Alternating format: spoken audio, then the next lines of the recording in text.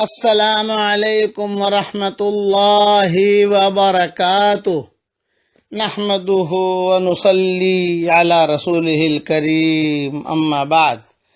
آج کا سبق سن لیجئے، 2 in 1 عربی بھی ہے اور اس میں اردو بھی ہے۔ سبق نمبر 488 عن ابن عباس رضی اللہ عنہما ان النبی صلی اللہ علیہ وسلم قال: 4 من اعطیہن فقد اعطی خیر الدنیا والآخرہ: قلبا شاکرا ولسانا ذاکرا وبدنا علی البلاء صابرا وزوجة لا تبغيه خونا في نفسها ولا ماله۔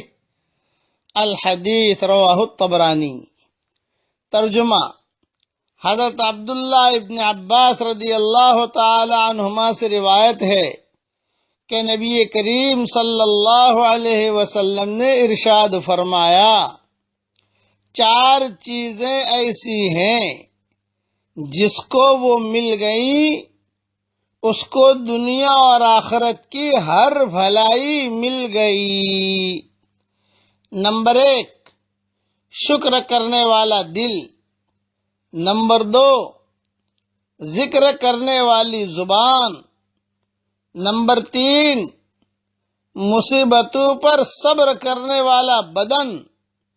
نمبر 4، اور ایسی بیوی جو نہ اپنے نفس میں خیانت کرے یعنی پاک دامن رہے اور نہ شوہر کے مال میں خیانت کرے۔ یہ حدیث طبرانی میں ہے۔ یہ حضور صلی اللہ علیہ وسلم نے سعادت مندی کی چیزیں بتائی ہیں، یہ خوش قسمتی کی چیزیں۔ یہ بیوی کا جو جملہ کہا حضور صلی اللہ علیہ وسلم نے، اس سے الٹا بھی ہو سکتا ہے کہ کسی بیوی کو ایسا شوہر ملے جو خیانت نہ کرے، پاک دامن رہے اور وہ بیوی کے ساتھ کسی معاملے کے اندر بھی خیانت نہ کرے۔ کبھی کبھار بیویاں مالدار ہوتی ہیں تو شوہر جو ہے ان سے مال وصول کرتا رہتا ہے، یا بعض شوہر ایسے ہوتے ہیں جن کی نگاہیں بیوی کے مال کے اوپر ہوتی ہیں۔ شوہر جو ہوتے ہیں وہ غریب ہوتے ہیں اور بیوی کو اللہ نے مال دے رکھا ہوتا ہے۔ اب وہ کوشش میں ہوتے ہیں کہ کسی طریقے سے، چونکہ بیوی ہے، کسی طریقے سے اس کے مال میں سے کچھ نہ کچھ لے لوں، کچھ ترتیب کروں۔ یعنی دونوں طرف سے یہ چیزیں ہے کہ یہ بھی خیانت نہ کرے، وہ بھی خیانت نہ کرے۔ اللہ تعالی ہم سب کو نیک بیویاں دے، اور جو بیویاں ہیں ان کو اللہ تعالی نیک شوہر دے، اور اللہ تعالیٰ سب کو سعادہ میں شامل فرمائے۔ اسی لیے دعا کرتا ہوں تہجد کے وقت میں، اے اللہ، اگر آپ نے ہمارا نام سعید اور نیک بختوں میں لکھا ہو تو ہمارا نام انہیں میں لکھے رکھیو، اور اگر آپ نے ہمارا نام شقی اور بدبختوں میں لکھا ہو تو ہمارا نام ان کی فہرست سے مٹا دینا، اور نیک لوگوں کے فہرست میں ہمارا نام لکھ لینا۔ لکھنا بھی آپ کا کام ہے، مٹانا بھی آپ کا کام ہے، لوح و قلم بھی آپ کے پاس ہیں۔ یہ دعا حضرت عمر رضی اللہ تعالی عنہ تہجد وہ طواف کرتے کرتے مانگا کرتے تھے اور بہت روتے تھے۔ تو آج کا سبق ہے، یہ دعا سب یاد کر لو، حضرت عمر والی۔